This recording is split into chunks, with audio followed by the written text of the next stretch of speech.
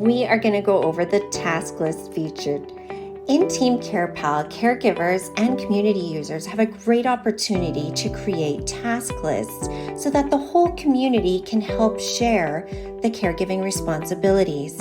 If you go to the bottom, you're going to see a check mark called Tasks. Click it.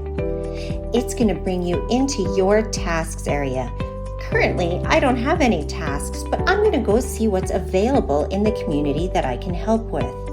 When I click available tasks, I see that Oma's 85th birthday has them to bring ice, bring punch, bring cake.